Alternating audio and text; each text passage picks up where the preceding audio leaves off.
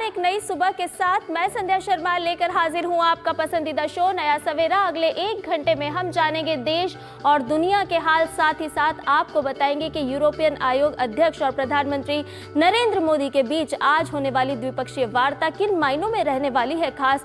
साथ ही साथ आपको बताएंगे कि आज दिल्ली विधानसभा में पटल पर रखी जाने वाली कैग रिपोर्ट जो कि स्वास्थ्य से जुड़ी हुई है, क्या कुछ कितने लोगों का बिगाड़ने वाली है स्वास्थ्य, और भी बहुत कुछ रहने वाला है खास। लेकिन शुरुआत हेडलाइंस के साथ। आज प्रधानमंत्री नरेंद्र मोदी से मिलेंगे यूरोपीय आयोग की अध्यक्ष उर्सुला वॉन डेर लियन। व्यापार, निवेश और ऊर्जा के क्षेत्रों में द्विपक्षीय सहयोग बढ़ाने पर होगी बातचीत। मुक्त व्यापार समझौते पर भी होगी चर्चा।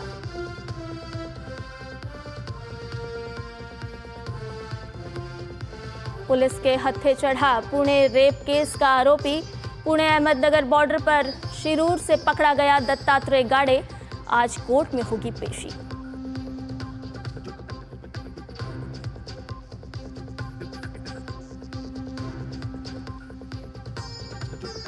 दिल्ली विधानसभा में आज मुख्यमंत्री पेश करेंगे स्वास्थ्य सेवाओं से जुड़ी कैग रिपोर्ट। सेवाओं की गुणवत्ता और सरकारी अस्पतालों की कार्यप्रणाली की खुलेगी पोल।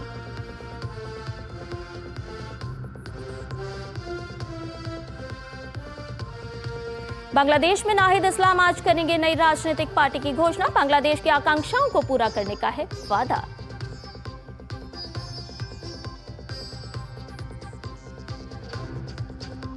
और चैंपियंस ट्रॉफी में अफगानिस्तान और ऑस्ट्रेलिया के बीच आज रोचक जंग। जीतने वाली टीम को मिलेगा सेमीफाइनल का टिकट।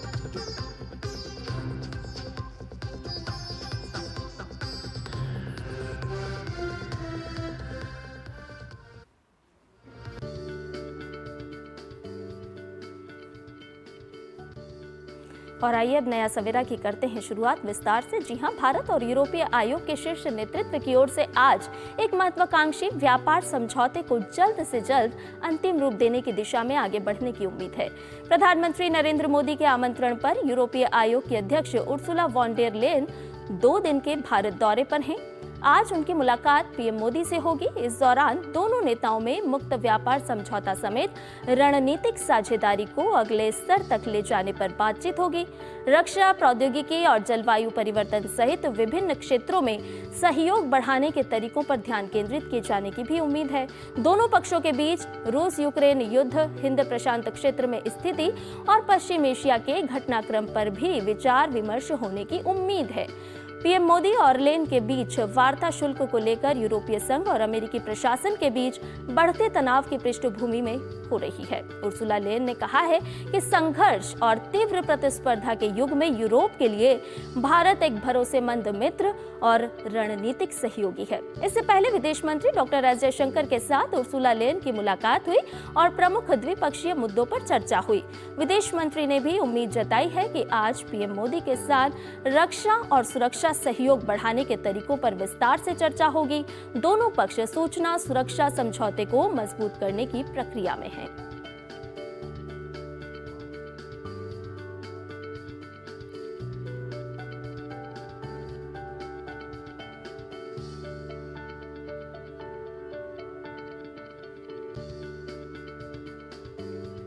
और ताज़ा जानकारी के साथ हमारे संवाददाता अखिलेश सुमन हमारे साथ जुड़ चुके हैं। उनसे ताज़ा अपडेट ले लेते हैं। अखिलेश, आपसे जानना चाहेंगे कि ऐसा समय जिस समय में कई देश अस्थिरता के माहौल से गुजर रहे हैं और ऐसे में ये भारत की जो यात्रा होनी है, आज प्रधानमंत्री नरेंद्र मोदी के साथ मुलाकात भी होनी है यूरोपीय आयोग के अध्यक्ष के साथ, किन मायनों में देखा जाए बेहद ही खास और महत्वपूर्ण रह सकती है, क्योंकि भारत अर्थव्यवस्था के तौर पर तो तेजी से उभरा ही है, साथ ही साथ एक विश्वास भी भारत की ओर देख रहा है। निश्चित तौर पे देखिए संध्या, सबसे महत्वपूर्ण बात यह है कि भारत आज दुनिया की वो अर्थव्यवस्था है जहां सभी देश निवेश करना चाहते हैं। क्योंकि खुला लोकतंत्र है, मार्केट इसका ओपन है, रूल ऑफ लॉ है, और इसके चलते लोग देखते हैं कि एक इतना बड़ा कंज्यूमर बेस है पूरी दुनिया का भारत। ऐसे में निवेश करने से भारत को भी फायदा होता है और दुनिया के जो भी देश निवेश करना चाहते हैं उनको भी फायदा होता है। इसलिए अगर आप देखें तो यूरोपीय यूनियन और भारत के बीच आज 180 अरब डॉलर का व्यापार है, गुड्स और सर्विसेज दोनों को ले लें तो निश्चित तौर पे एक बहुत बड़ा अमाउंट है। और उसको और आगे कैसे बढ़ाया जा सकता है, इसको और ज़्यादा कैसे किया जा सकता है, क्योंकि यूरोप के पास एक टेक्नोलॉजी है, बहुत टेक्नोलॉजी में महारत है यूरोप के पास कॉम्पिटेंस है, लेकिन यूरोप के पास स्केल नहीं है, यूरोप के पास उतने लोग नहीं हैं जिनको वो इम्प्लीमेंट करने के लिए लगा सके। तो ऐसे में भारत के साथ उनका संबंध बहुत ही जरूरी है।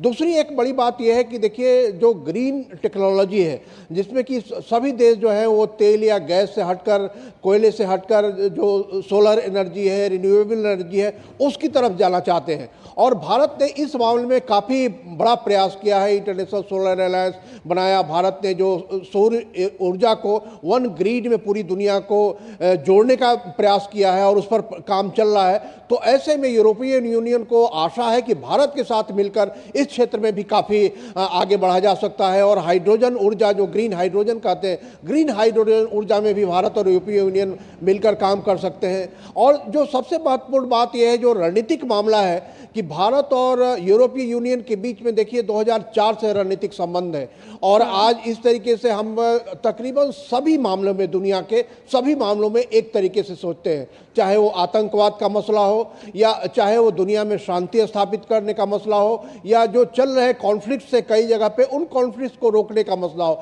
अब भारत और यूरोपीय यूनियन के बीच में तकरीबन समझदारी है, कुछ मामलों में दोनों के बीच में जो है समझदारी और बढ़ाने की जरूरत होती है। तो इसीलिए आज जो ये बैठक हो रही है प्रधानमंत्री नरेंद्र मोदी के साथ, जो यूरोपियन यूनियन की अध्यक्ष हैं उर्सुला वॉन डर लेयन, उनके साथ एक बड़ा प्रतिनिधिमंडल भी आया है। उन सारे लोगों के साथ जो बात होगी उसमें एक तरीके से कहें कि एक एक्सपोजर विजिट है।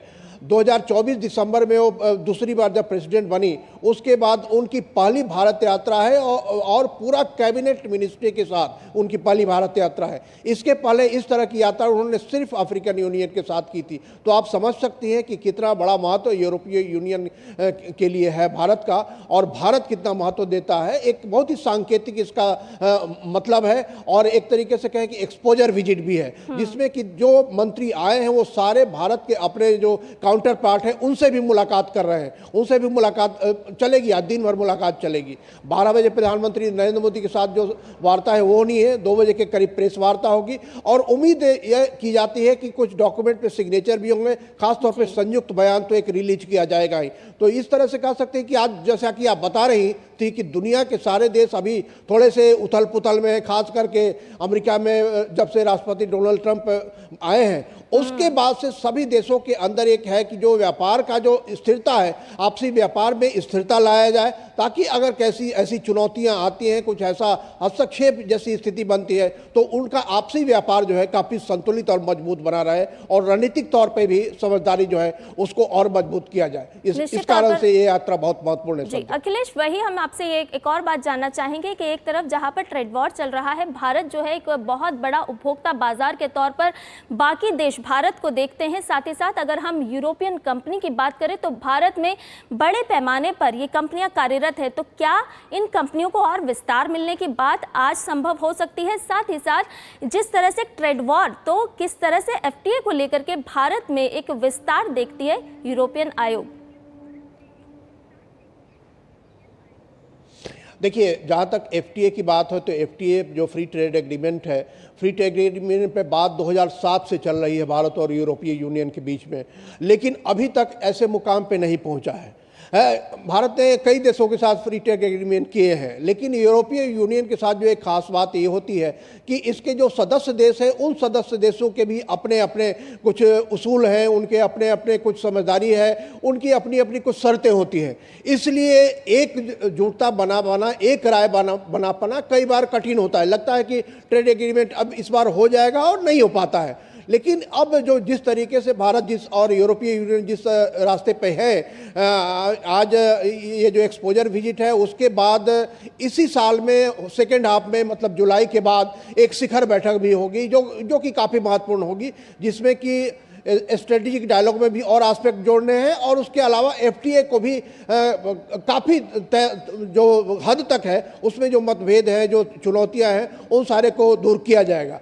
और जो दूसरी बात, जो जहाँ तक आपने कहा कि ट्रेड वार में भारत की कंपनियों या यूरोप की कंपनियों को कैसा फ़ायदा होगा, देखिए निश्चित तौर पे जो कर की समस्याएं हैं, टैरिफ जिसको बोलते हैं, टैरिफ के इशूज होते हैं कि भारत ने कुछ टैरिफ कुछ सामान पे लगाया हुआ है, उसी तरह से यूरोप ने भी टैरिफ लगाया हुआ है। यूरोप का एक कार्बन टैरिफ है जिसमें कि 30% तक वो कर लगाते हैं। वो ये बोलते हैं कि आपका जो सामान है वो ऐसे फ्यूल से बना है जिसमें कि कार्बन का उत्सर्जन बहुत होता है। उसी तरह से भारत में भी कुछ टैक्स ऐसे लगाए जाते हैं। तो इन सारी चीज़ों पे बात हो रही है, लेकिन इसके बावजूद चूंकि एक सहमति बनती दिखाई दे रही है और इसके साथ साथ जो यूरोपीय यूनियन के अलग अलग देश हैं उनके साथ भी भारत के कई एग्रीमेंट हुए हैं। तो मुझे लगता है कि इस आज की मुलाकात के बाद निश्चित तौर पे जो ट्रेड की, व्यापार की स्थिति है उसमें भी इजाफा होगा। जो आपसी जो कुछ भ्रांतियां हैं वो भ्रांतियां भी दूर होगी और दोनों एक दूसरे के समझने की कोशिश करेंगे कि जिस तरह भारत विकसित हो रहा है उसकी ज़रूरतें क्या हैं, और यूरोपीय यूनियन भारत को समझाने की कोशिश करेगा कि उनकी ज़रूरतें क्या हैं। तो इन दोनों को मिलकर एक बिंदु पर आने की उम्मीद की जा रही है। जी संध्या, बहुत बहुत शुक्रिया अखिलेश, तमाम जानकारी हमसे साझा करने के लिए। तो भारत एक विश्वास के साथ उभर रहा है और तमाम ऐसे देश हैं दुनिया के जो भारत की तरफ एक विश्वास की नज़र से देख रहे हैं। रुक करते हैं अगली खबर का। जी हां, पुणे के स्वारगेट बस स्टैंड पर 26 वर्षीय महिला के साथ दुष्कर्म के मामले में फरार चल रहे आरोपी दत्तात्रेय गाड़े को पुणे पुलिस ने गिरफ्तार कर लिया है। ये बड़ी खबर के साथ आपको रूबरू करा रहे हैं। दत्तात्रेय गाड़े को पुणे क्राइम ब्रांच की एक टीम ने जिले के शिरूर तहसील के एक गांव से गिरफ्तार किया है। तो पुलिस के हत्थे चढ़ चुका है दत्तात्रेय गाड़े, जिसकी तलाश की जा रही थी। तलाश में पुलिस की 13 टीमें जुटी हुई थी। महिला के साथ दुष्कर्म का आरोपी है दत्तात्रेय और इस आरोपी पर 1 लाख रुपए का इनाम भी घोषित किया गया था। तो महाराष्ट्र के पुणे के स्वारगेट रेप केस में बड़ी खबर, जिसमें आरोपी को गिरफ्तार कर लिया गया है। 13 टीमों का गठन किया गया था और पुलिस के हत्थे ये आरोपी अब चढ़ चुका है। सुबह की बड़ी खबर आपको बता रहे हैं। आरोपी को दत्तात्रेय गाड़े को गिरफ्तार कर लिया गया है और आपको बताएं कि आरोपी गाड़े की गिरफ्तारी में मदद के लिए सूचना देने वाले को 1 लाख रुपए के इनाम की घोषणा भी की गई थी। अलग अलग 13 टीमों का गठन किया गया था। आरोपी की तलाश की जा रही थी और आखिर दत्तात्रेय गाड़े पुलिस के हत्थे चढ़ गया। एक महिला के साथ दुष्कर्म का आरोप है दत्तात्रेय गाड़े पर और 1 लाख रुपए का इनाम इस आरोपी पर घोषित किया गया था। और ज़्यादा जानकारी के साथ शिशिर शेलार मुंबई से हमारे संवाददाता हमारे साथ जुड़ गए हैं।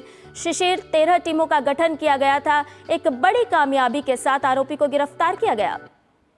बिल्कुल, देखिए हालांकि तेजी से जो है पुलिस इस केस के छानबीन के पीछे लगी थी और जिस प्रकार से हमने देखा पिछले 2 से 3 दिनों में लगातार पुलिस की अलग अलग टीमें जो है पुणे के अलग अलग हिस्सों में हालांकि दत्तात्रेय गाड़े की तलाश कर रही थी। पुणे क्राइम ब्रांच को हालांकि जानकारी मिली कि दत्तात्रेय गाड़े जो है पुणे से तकरीबन 70 किलोमीटर दूर अपने गांव शिरूर तहसील में जो उनका गांव है वहां पर छुपा हुआ है, जिसके बाद पुलिस की टीम जो है वहां पर पहुंची।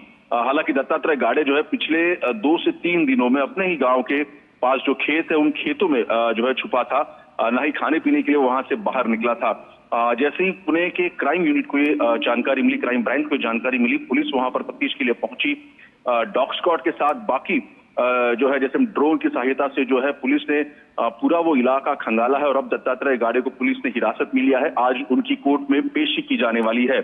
इससे पहले अगर देखा जाए इस केस में जो पीड़ित महिला है उनका हालांकि जब उन्होंने आरोप स्वारगेट पुलिस स्टेशन में इसके बारे में किया था तो उनकी मेडिकल जांच की गई थी। मेडिकल जांच करने के बाद पुलिस जो है एक्शन मोड पर आई थी और जल्द से जल्द दत्तात्रेय गाड़े की तलाश पुलिस कर रही थी और इसलिए तकरीबन 1 लाख का इनाम भी दत्तात्रेय गाड़े पर पुलिस ने रखा था, जिसके बाद फिर पुणे सिटी का एरिया हो या पुणे शहर, पुणे ग्रामीण, हर जगह पुलिस की तफ्तीश जारी थी। और अब हम देख पा रहे हैं कि 2-3 दिनों के भीतर ही दत्तात्रेय गाड़े को पुलिस ने हिरासत में ले लिया है। जी शिशिर, आपसे ये भी जानना चाहेंगे कि ये आरोपी जो है पिछले कई इसके रिकॉर्ड इस तरह के हैं, कभी स्नैचिंग के मामले में कई और भी कई तरह के अपराध इसके खिलाफ दर्ज हैं। ऐसे में आज जब कोर्ट में इसकी पेशी होगी तो किस तरह की संभावनाएं नजर आ रही है? क्योंकि महाराष्ट्र में हमने देखा था कि जिस समय में ये मामला प्रकाश में आया तो प्रतिक्रियाएं भी सामने आई थी और उसी के बाद प्रतिफल के रूप में देखा जा रहा है कि बेहद ही कम समय में आरोपी को गिरफ्तार कर लिया गया।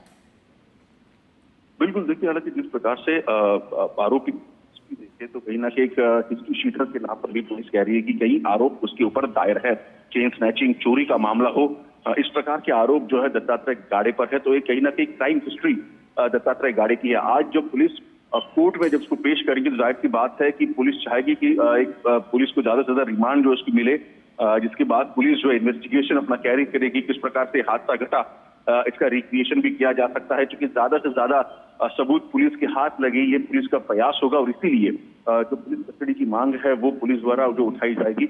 और पिछले जो भी क्राइम्स किए हैं उसके बारे में जो है पुलिस जो है तफ्तीश कर सकती है, किस प्रकार से ये हिस्ट्री शीटर रहा है। तो ऐसे में इन सभी बिंदुओं पर जांच करने की जरूरत होगी और इसीलिए ज्यादा से ज्यादा जो है पुलिस कस्टडी पुलिस को मिले, इस पर पुलिस का ध्यान होगा जब इस आरोपी को कोर्ट में पेश किया जाएगा।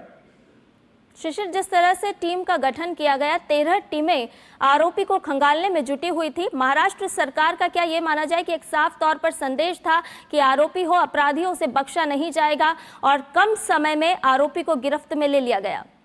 देखिए बिल्कुल, पिछले कुछ अगर देखा जाए ये दूसरा वाकया घटा है पिछले कुछ महीनों में। इससे पहले हमने देखा कि जिस प्रकार से स्कूल में जो नाबालिग बच्ची थी उसके साथ दुष्कर्म किया गया था, जिसके बाद जो आरोपी को जो है पुलिस ने 2 से 3 दिनों में उनको पकड़ा था। उसके बाद हालांकि आरोपी जब कोर्ट लेके जा रहे थे तब जो है उनका इनकाउंटर किया था।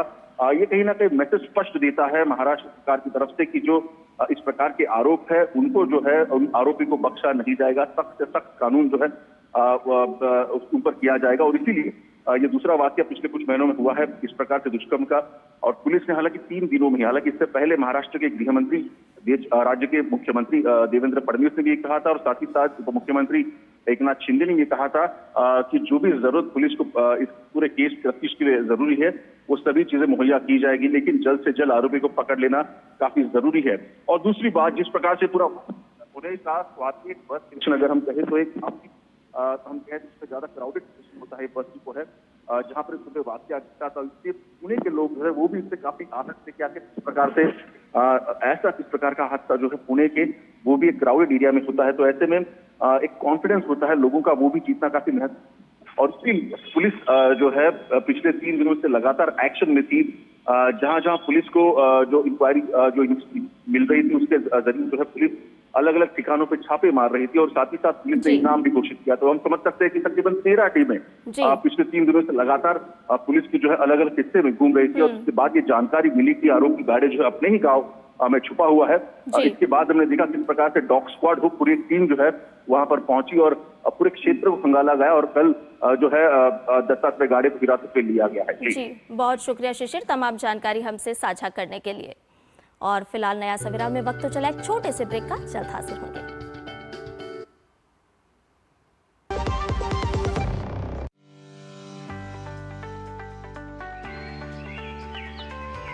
Keeping our earth green forever is in our hands only. That's why I prefer CBG for my car. CBG is compressed biogas made from waste materials. It is a highly efficient renewable resource that has reduced carbon emission rates. Less carbon emission means lesser harmful impact on the planet. Use CBG. It is cleaner, greener and safer.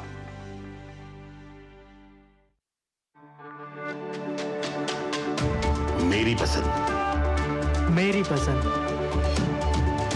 मेरी पसंद, मेरी पसंद, हमारी पसंद, हम सबकी पसंद। मजबूत देश का मजबूत सरिया हो गया स्टील। नमस्ते, मेरा नाम रवि है। बहुत सालों से मैं अपना CNG ऑटो चलाता हूँ और इससे मिलने वाले माइलेज से मैं खुश हूँ। नमस्ते, मैं राजेश हूँ। मैंने कुछ महीने पहले कंप्रेस्ड नेचुरल गैस पर स्विच किया है। सीएनजी कम कीमत पर अधिक फायदा देती है और ये आसानी से उपलब्ध है। सीएनजी एक प्रदूषण रहित ईंधन है। इसकी उच्च इग्निशन तापमान के लिए धन्यवाद। आज ही सीएनजी अपनाएं।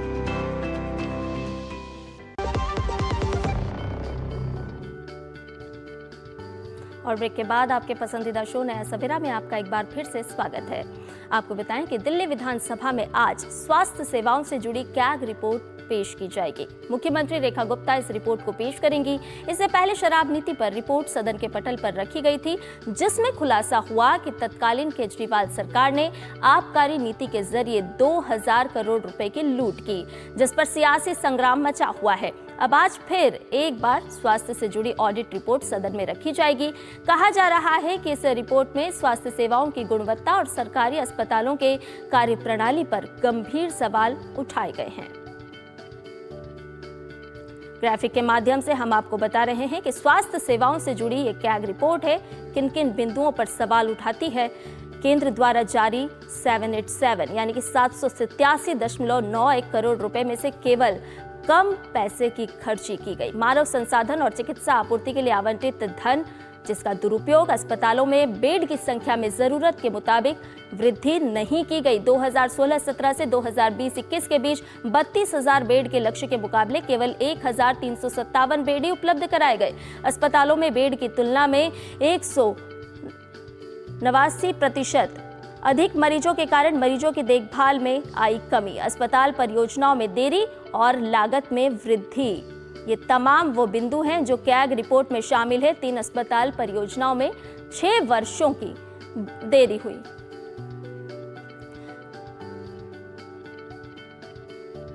और दिल्ली में भाजपा सरकार के गठन होने के बाद लंबे समय से पेंडिंग पड़ी सीएजी की 14 रिपोर्ट्स एक एक कर सामने आने लगी हैं। स्वास्थ्य विभाग को लेकर भी सीएजी रिपोर्ट का खुलासा हो गया है।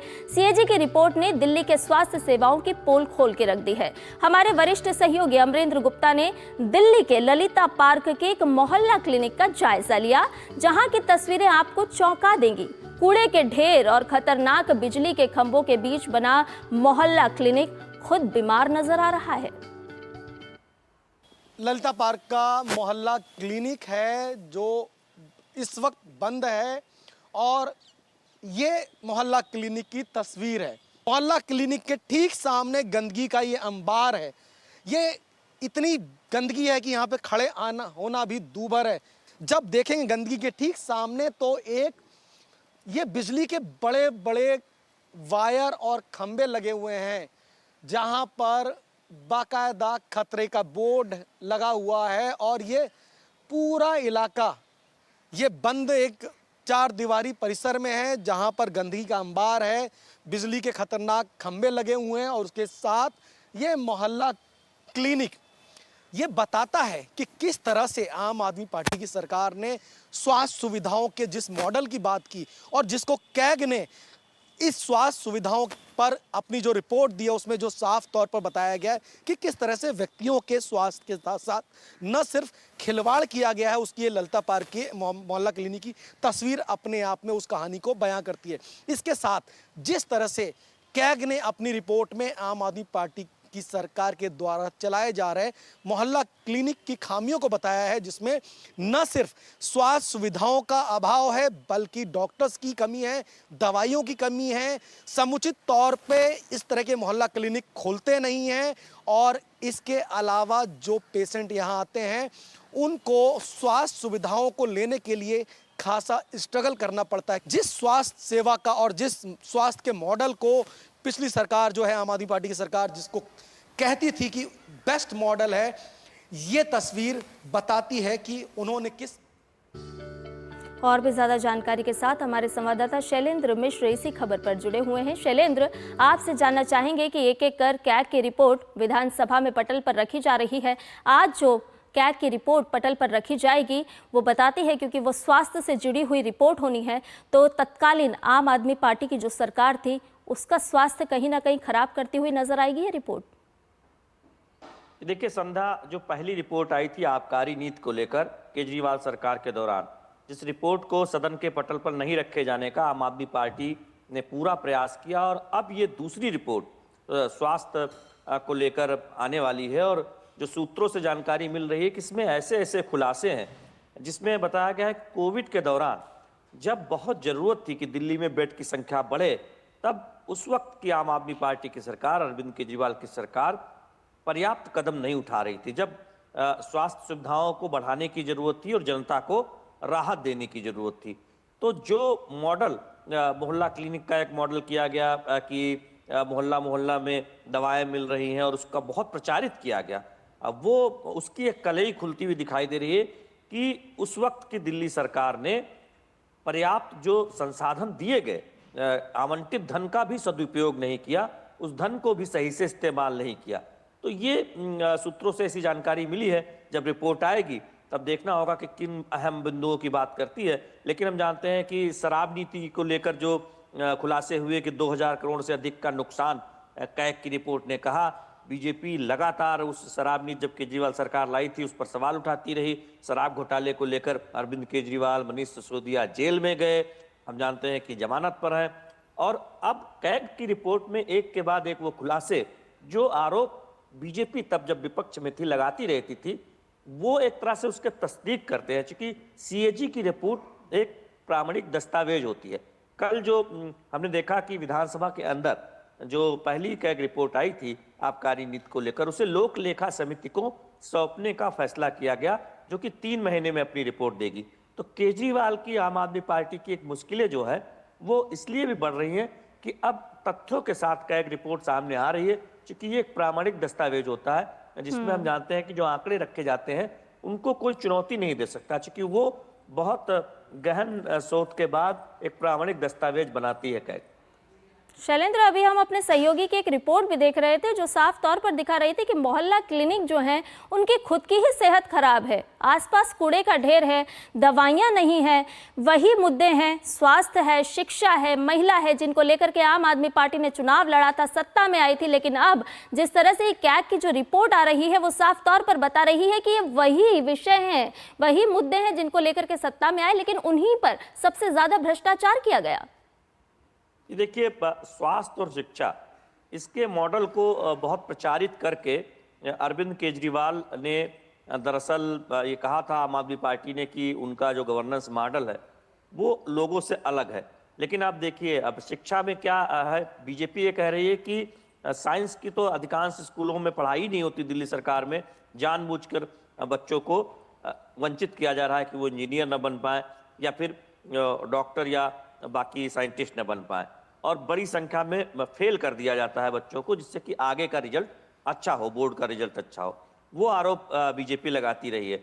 अब कैग की रिपोर्ट आ रही है, जो खबरें सूत्रों के हवाले से आई हैं कि इस रिपोर्ट में सनसनीखेज तौर पर तमाम ऐसे जिक्र किए गए हैं आंकड़ों को, जो बहुत एक तरह से ये बात सवाल उठाते हैं कि जो मॉडल था अरविंद केजरीवाल का या आम आदमी पार्टी सरकार का, उसमें कितनी कमियां थी या एक तरह से आपराधिक कमियां थी, तो वो भी बहुत बात सामने आएगी। और ऐसी 14 रिपोर्ट कही जा रही है, अन्य विभागों की आनी है। तो पहले ही आम आदमी पार्टी के मॉडल की कलई खुल चुकी थी, लेकिन कैग की रिपोर्ट आने से क्या है कि ये एक प्रामाणिक दस्तावेज है। इस पर जो विधानसभा की लोक लेखा समिति है वो जांच करेगी। जैसी पहली रिपोर्ट पर 3 महीने में जांच सामने रखने की बात कही गई है, तो अरविंद केजरीवाल और आम आदमी पार्टी आतिशी और घेरे में नजर आएंगे। बहुत बहुत शुक्रिया शैलेंद्र, तमाम जानकारी हमसे साझा करने के लिए। तो दिल्ली की जनता को आम आदमी पार्टी की सरकार ने सब्ज बाग तो जरूर दिखाए थे, लेकिन कैग की जो रिपोर्ट है वो साफ तौर पर बता रही है कि किस तरह से दिल्ली की जनता को तत्कालीन सरकार ने लूटा था। अगली खबर का रुख करते हैं। तुहिनकांत पांडे अब सेबी के नए चीफ होंगे। मोदी कैबिनेट की नियुक्ति समिति ने वित्त सचिव तुहिनकांत पांडे की नियुक्ति को कल मंजूरी दे दी। तुहिनकांत पांडे 1987 बैच के ओडिशा कैडर के IAS अधिकारी हैं। ये नियुक्ति पदभार ग्रहण करने की तिथि से 3 वर्ष की अवधि के लिए या अगले आदेश तक होगी। तुहिनकांत पांडे वर्तमान सेबी अध्यक्ष माधवीपुरी बुच का स्थान लेंगे, जिनका कार्यकाल आज समाप्त हो रहा है। पांडे को वित्त मंत्रालय के वरिष्ठ अधिकारी के रूप में व्यापक अनुभव है। उनकी नियुक्ति ऐसे समय में हुई है जब बाजार में कई बदलाव और चुनौतियां हैं। वर्तमान में वे वित्त सचिव और राजस्व विभाग के सचिव के पद पर कार्यरत हैं। इससे पहले तुहिनकांत पांडे ने निवेश और लोक परिसंपत्ति प्रबंधन विभाग यानी कि DIPAM, लोक उद्यम विभाग DPE और कार्मिक एवं प्रशिक्षण विभाग में सचिव के रूप में कार्य किया है। उन्होंने संयुक्त राष्ट्र औद्योगिक विकास संगठन के क्षेत्रीय कार्यालय में भी कार्य किया है। तुहिनकांत पांडे ने योजना आयोग, जो कि अब नीति आयोग है, में संयुक्त सचिव और वाणिज्य मंत्रालय में उप सचिव के रूप में भी कार्य किया। ओडिशा सरकार में उन्होंने स्वास्थ्य, सामान्य प्रशासन, वाणिज्यिक कर, परिवहन और वित्त विभागों में प्रशासनिक प्रमुख के रूप में कार्य किया है।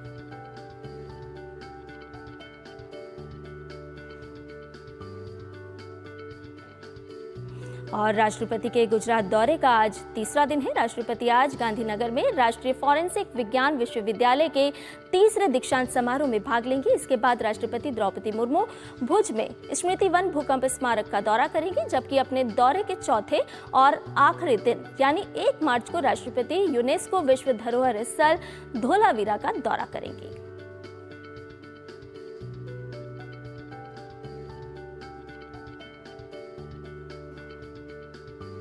वहीं उपराष्ट्रपति जगदीप धनखड़ आज पश्चिम बंगाल के 1 दिवसीय दौरे पर जाएंगे। उपराष्ट्रपति बीरभूम जिले में तारापीठ में दर्शन करेंगे, जो प्रतिष्ठित शक्तिपीठों में से एक है।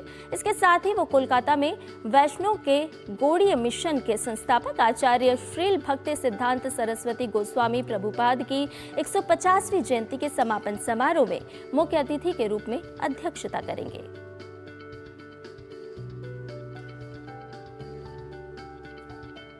और प्रधानमंत्री नरेंद्र मोदी आज दिल्ली के सुंदर नर्सरी में आयोजित सूफी संगीत महोत्सव जहान खुसरो में भाग लेंगे। ये महोत्सव आज से शुरू होकर 2 मार्च तक चलेगा और इसमें दुनिया भर के कलाकार सूफी संगीत, कविता और नृत्य प्रस्तुत करेंगे। ये महोत्सव प्रसिद्ध फिल्म निर्माता मुजफ्फर अली द्वारा 2001 में शुरू किया गया था और इस साल इसका 25वां संस्करण मनाया जा रहा है। प्रधानमंत्री नरेंद्र मोदी TH बाजार का भी दौरा करेंगे, जहां एक जिला एक उत्पाद योजना के तहत हस्तशिल्प और हथकरघा से जुड़े उत्पाद प्रदर्शित किए जाएंगे।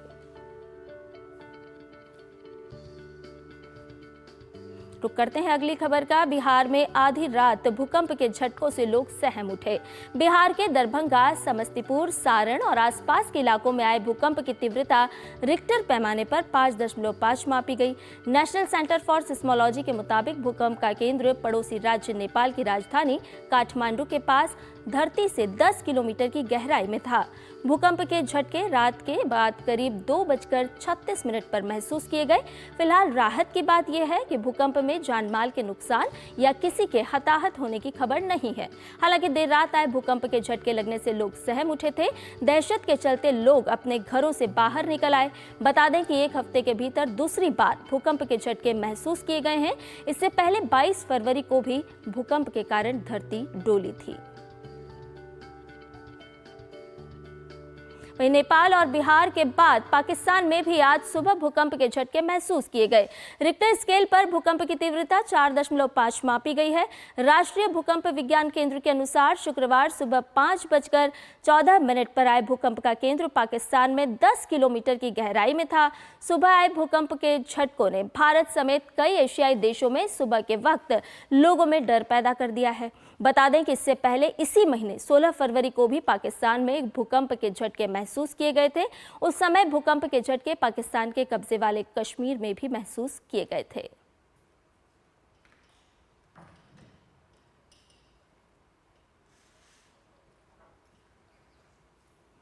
और नालंदा मिशन की बात कर लेते हैं। आपको बताएं कि पूरी दुनिया नालंदा मिशन हरियाली की बात करें अगर, तो पूरी दुनिया 5 जून को विश्व पर्यावरण दिवस मनाती है। लेकिन नालंदा के नूरसराय प्रखंड के रहने वाले राजीव रंजन भारती और उनकी टीम हर रोज पर्यावरण संरक्षण की दिशा में कार्य कर रही है। इन्होंने मिशन हरियाली नूरसराय के नाम से जून 2016 में अभियान की शुरुआत की है, जो निरंतर जारी है। पेश है खास रिपोर्ट। और स्वच्छ वातावरण के बिना जीवन संभव नहीं है। पेड़ पौधों की कटाई से जो असंतुलन पैदा हुआ है, उसकी मार समस्त मानव जाति के साथ साथ जीव जंतु भी झेल रहे हैं। कभी ज्यादा गर्मी तो कभी ज्यादा सर्दी, कहीं बाढ़ तो कहीं सुखाड़ की स्थिति। ये सभी प्रकृति के असंतुलन के लक्षण हैं। पर्यावरण बचाने के लिए राजीव रंजन भारती और उनकी टीम लगातार काम कर रही है। पिछले 8 साल से ये लोग नर्सरी से पौधा मंगवाने से लेकर गांव-गांव जाकर लोगों को जागरूक करते हैं। साथ ही विद्यालयों में बच्चों को पौधे लगाने और उसके लाभ के बारे में बताते हैं।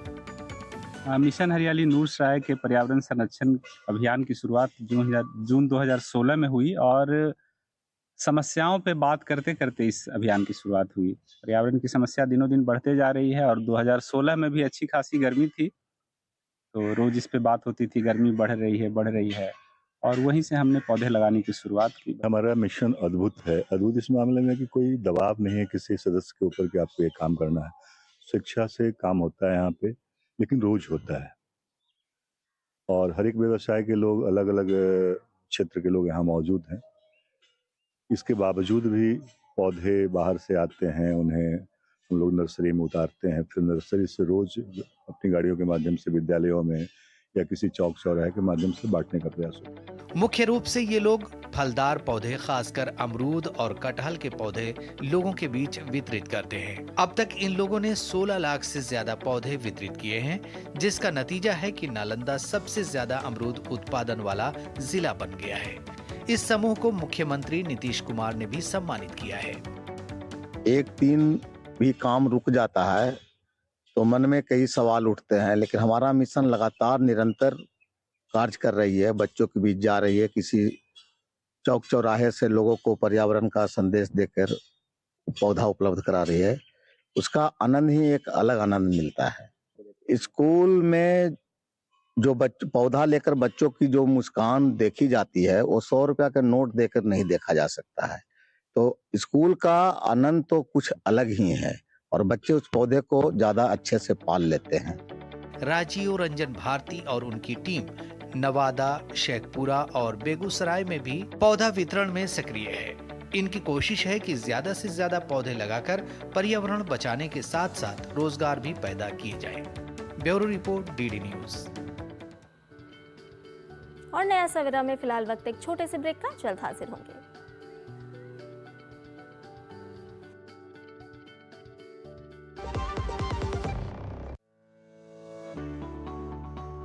क्या आप अक्सर अपने वाहन के लिए फ्यूल भरने से थक गए हैं?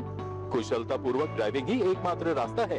अपने आगे के ट्रैफिक का ध्यान रखकर ईंधन की लागत बचाएं ताकि आप गाड़ी को धीमी कर सकें।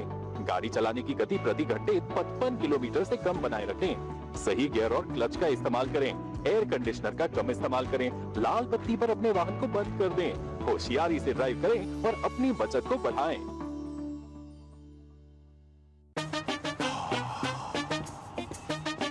कैसे धंधा बढ़ेगा, कैसे गल्ला चलेगा, कैसे टाइकून बनेगा, ये काफी नहीं बेटा, स्कूटर है तेरा, कब रॉकेट बनेगा। सिर्फ नींबू मिर्ची लगाने से बिजनेस बढ़ता तो हर बड़ा बिजनेस यही करता। बिजनेस बढ़ता है क्रेडिट से। अपनी दुकान में क्रेडिट ऑन यूपीआई अपनाओ। कस्टमर्स को यूपीआई पे क्रेडिट मिलेगा तो कस्टमर्स बढ़ेंगे और उनकी शॉपिंग भी। क्या समझे? अपने पेमेंट पार्टनर से संपर्क करें।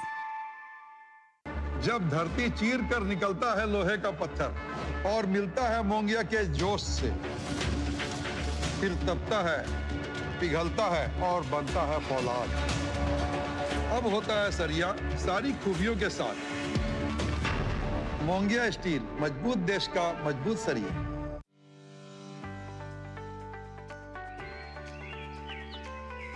अपनी धरती को हमेशा हरा भरा रखना हमारे हाथ में ही है। इसलिए मैं अपने कार के लिए सीबीजी ही पसंद करता हूँ। ये अपशिष्ट पदार्थों से बनी कंप्रेस्ड बायोगैस है। ये एक अत्यधिक कुशल रिन्यूएबल रिसोर्स है जिसने कार्बन उत्सर्जन को कम कर दिया है। कम कार्बन उत्सर्जन का अर्थ है ग्रह पर कम हानिकारक प्रभाव पड़ना। सीबीजी का उपयोग करें। ये स्वच्छ, हरा भरा और सुरक्षित है।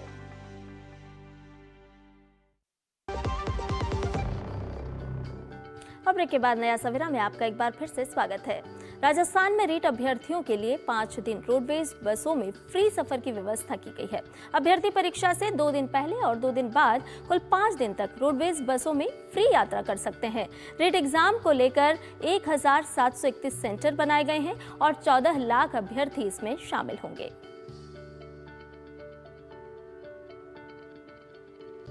राजस्थान में 5 दिन रोडवेज बस यात्रा फ्री, 5 स्पेशल ट्रेन का भी होगा संचालन। राजस्थान में रीट की परीक्षा देने वालों के लिए रोडवेज बस में यात्रा होगी फ्री।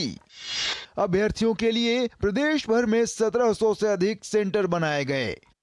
राजस्थान में 5 दिन तक रीट की परीक्षा देने वालों के लिए रोडवेज बस में यात्रा फ्री रहेगी। इस दौरान अभ्यर्थियों से बस में सफर का किराया नहीं लिया जाएगा। रीट परीक्षा के लिए रेलवे की तरफ से भी विशेष तैयारी की गई है। परीक्षा देने वाले अभ्यर्थियों के आसान आवागमन सुनिश्चित करने के लिए रेलवे स्पेशल ट्रेनें चला रहा है। जानकारी के मुताबिक इस बार रीट की परीक्षा के लिए 14 लाख से ज्यादा आवेदन आए थे। इन अभ्यर्थियों के लिए प्रदेश भर में 1700 से अधिक सेंटर्स बनाए गए हैं, जहां पर 27 और 28 फरवरी को 3 पारियों में रीट परीक्षा आयोजित की जाएगी। परीक्षा को लेकर माध्यमिक शिक्षा बोर्ड की तरफ से तैयारी भी पूरी कर ली गई है। इस बार सर्विलांस के स्ट्रॉन्ग सिक्योरिटी फीचर्स हमने रखे हैं, जिसमें कि सीसीटीवी कैमरा से सर्विलांस है, जो पहली बार इतनी अधिक संख्या में लाइव कैमरा यहाँ बोर्ड के कंट्रोल रूम में, रीट कार्यालय के कंट्रोल रूम में हम देख पा रहे हैं। इसके अलावा जो बायोमेट्रिक और फेस रिकॉग्निशन की AI पद्धति के माध्यम से ये सभी सेंटर्स को ऊपर सुनिश्चित किया गया है कि जो असली परीक्षार्थी है वही परीक्षा देने पहुंचे। रीट परीक्षा देने आ रहे अभ्यर्थियों के लिए रोडवेज में बसों में फ्री सफर की सुविधा दी गई है। वहीं रेलवे की ओर से रीट परीक्षा के लिए 5 स्पेशल ट्रेनों की व्यवस्था की गई है। परीक्षा में लाखों परीक्षार्थियों की आने की संभावना है और इसको ध्यान में रखते हुए उत्तर पश्चिम रेलवे द्वारा भी परीक्षा स्पेशल ट्रेनों का संचालन किया जा रहा है। 4 जोड़ी ऐसे परीक्षा स्पेशल ट्रेनों का संचालन किया जा रहा है, जो कि राजस्थान के विभिन्न भागों को कवर करेगी, ताकि अधिक से अधिक परीक्षार्थी इस स्पेशल ट्रेनों की सुविधा का लाभ उठा सके। परीक्षा देने आए अभ्यर्थियों ने भी परीक्षा को लेकर किए गए बंदोबस्त की सराहना की है। उनका कहना है कि इस बार सरकार ने परीक्षा को लेकर पुख्ता इंतजाम किए हैं। पेपर की जहाँ तक व्यवस्था की बात करें बहुत अच्छी थी, स्टाफ भी बहुत अच्छा था आगे का, और जो वर्तमान में पिछली बार नहीं था, पिछली बार बायोमेट्रिक ऑप्शन था, वो भी बहुत अच्छा था। एग्जाम 1 नंबर बढ़िया गया, अच्छा पेपर था, सब अकॉर्डिंग टू लेवल थे, कोई हार्ड नहीं था, ज्यादा मुश्किल कुछ भी नहीं था। बस गवर्नमेंट जितनी भी बसें थी वो सरकार की तरफ से फ्री कर दी गई, जिसमें ज्यादा भीड़ भी नहीं थी, व्यवस्था अच्छी है। इस बार रीट परीक्षा में 5 ऑप्शन मिलेंगे। अगर कोई अभ्यर्थी 5 ऑप्शंस में से कोई भी नहीं चुनता है तो नेगेटिव मार्किंग की व्यवस्था होगी और नंबर काटे जाएंगे। राजस्थान में 2 दिवसीय रीट परीक्षा का आयोजन किया गया, जिसमें 14 लाख से अधिक छात्र अपना भाग्य आजमा रहे हैं। इसको लेकर प्रशासन भी मुस्तैद है। प्रशासन ने अतिरिक्त बसों का संचालन शुरू कर दिया है और इसके लिए जो छात्र हैं वह निःशुल्क यात्रा कर सकेंगे। जो विभाग है और जो पुलिस महकमा है वो नकल माफियाओं पर नकेल कसने के लिए पूरी तरह मुस्तैद है। कैमरा पर्सन राकेश पटेल के साथ मोहम्मद अतीक, DT न्यूज़, जयपुर। और अब बारी है हमारे खास सेगमेंट अखबारों की सुर्खियां जानने की।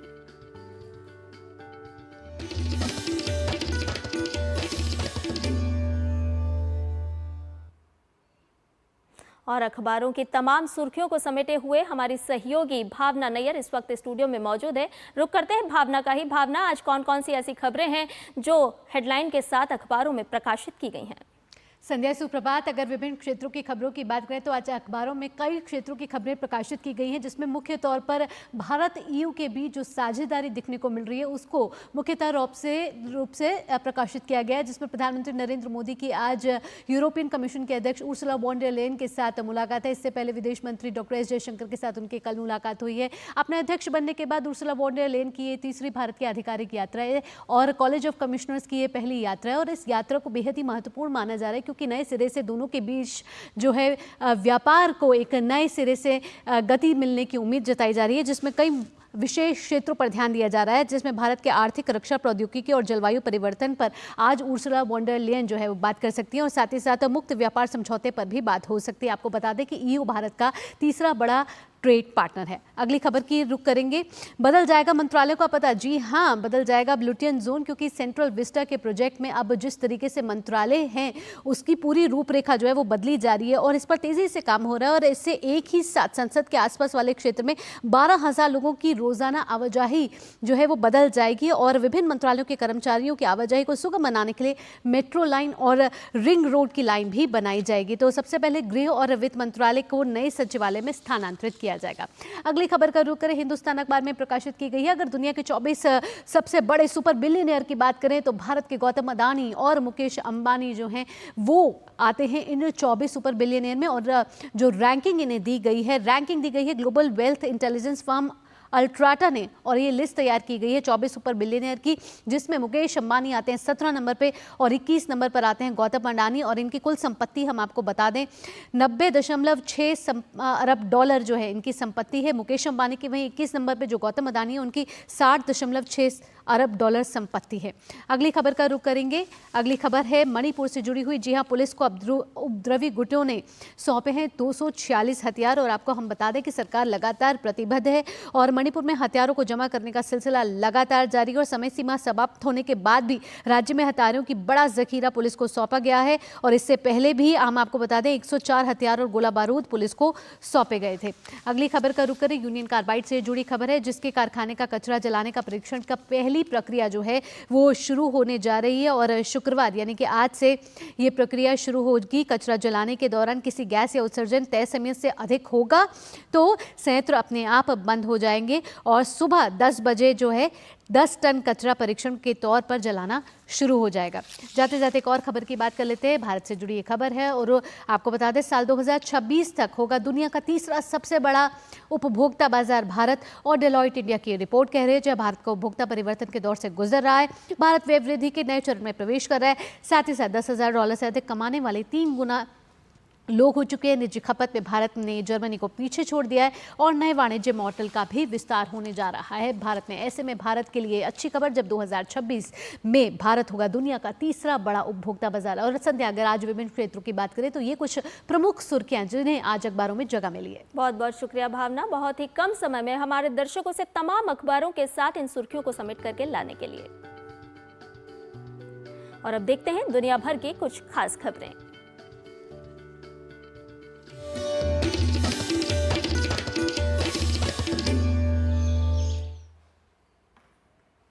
यूक्रेन के राष्ट्रपति व्लादिमीर ज़ेलेंस्की आज राष्ट्रपति ट्रंप से मिलने अमेरिका पहुंच रहे हैं, जहां वो मिनरल डील पर साइन करेंगे।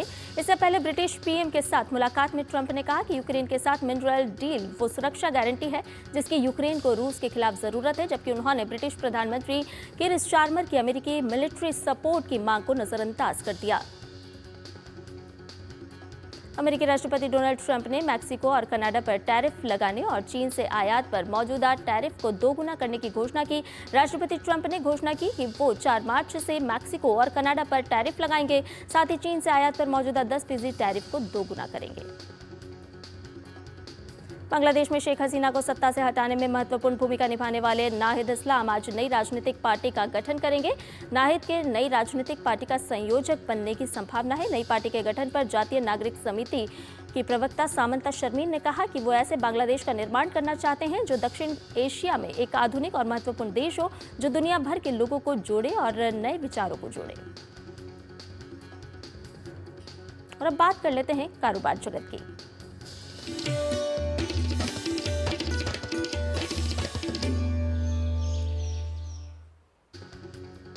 केंद्रीय मंत्री सर्बानंद सोनोवाल ने कारोबार को आसान बनाने और दक्षता बढ़ाने के लिए वन नेशन वन पोर्ट प्रक्रिया का अनावरण किया। वर्चुअल ट्रेड कॉरिडोर के लिए एआई और ब्लॉकचेन के जरिए वैश्विक व्यापार को बढ़ावा देने के लिए मैत्री लोगो भी लॉन्च किया।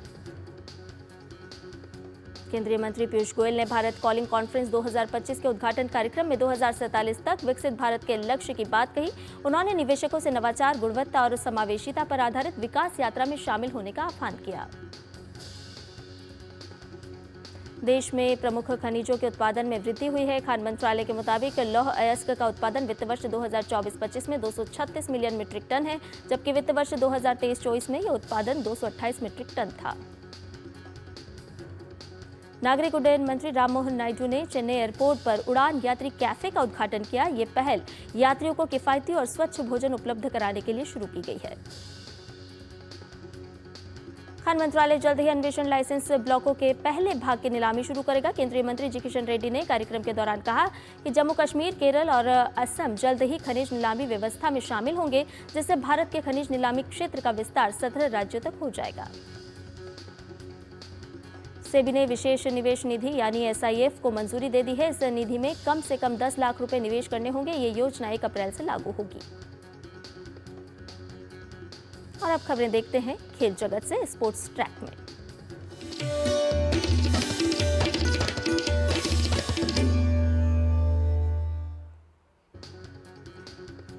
चैंपियंस ट्रॉफी में आज अफगानिस्तान और ऑस्ट्रेलिया के बीच मुकाबला खेला जाएगा। दोनों टीमों के बीच ये मैच लाहौर के गद्दाफी स्टेडियम में 2:30 बजे से खेला जाएगा। जो टीम इस मैच को जीतेगी वो चैंपियंस ट्रॉफी के सेमीफाइनल में प्रवेश करेगी।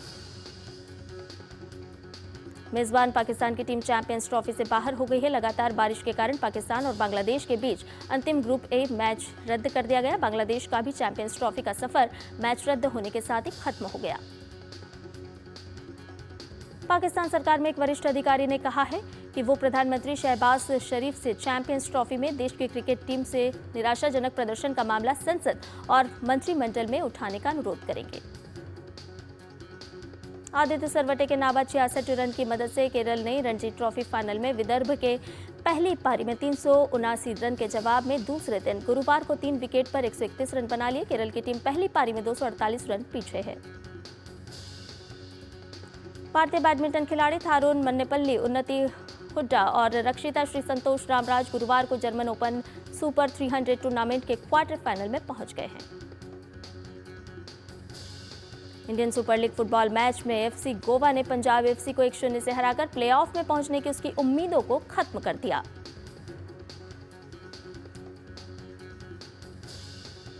और नया सवेरा में अब बात कर लेते हैं मौसम की।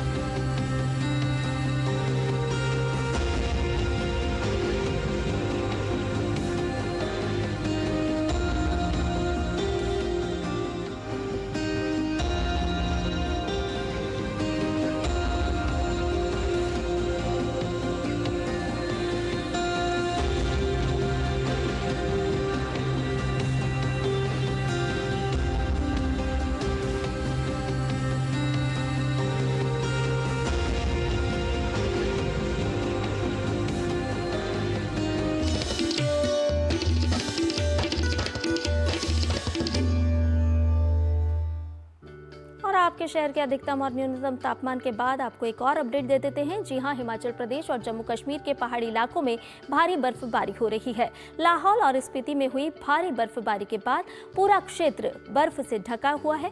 इससे पूरे लाहौल स्पीति जिला, चंबा और किन्नौर के कई क्षेत्रों का शेष दुनिया से संपर्क कट गया है। जम्मू और कश्मीर के डोडा में गंडोह भलेसा पर्वत पर भारी बर्फबारी हुई। वहीं मनाली और आसपास के क्षेत्रों में चौथे दिन भी बारिश और बर्फबारी का दौर जारी रहा, जबकि सोलंग नाला में 3 फीट और अटल टनल में 4.5 फीट तक बर्फबारी हुई है। बर्फबारी से घाटी में जनजीवन प्रभावित हुआ है। मौसम विभाग ने भारी बर्फबारी के चलते कई स्थानों पर एवलांच करने का भी अंदेशा जताया है। लोगों से सावधानी बरतने की अपील भी की गई है।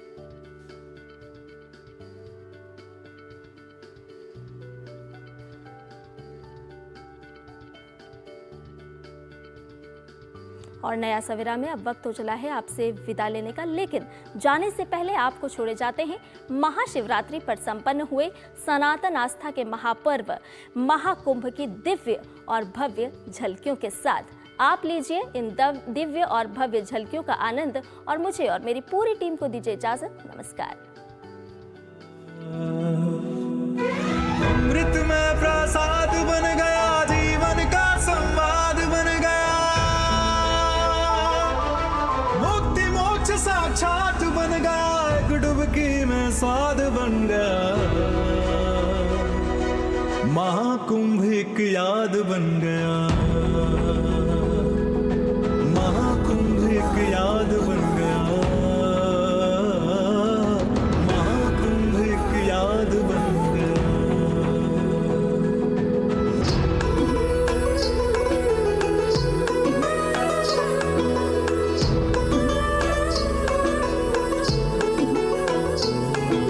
स्वर्ग उतर कर अमृत घोले हर कोई जिसे रहा है खोज, योगी बनकर सभी देवता धुनी रमाए बहरे मौज,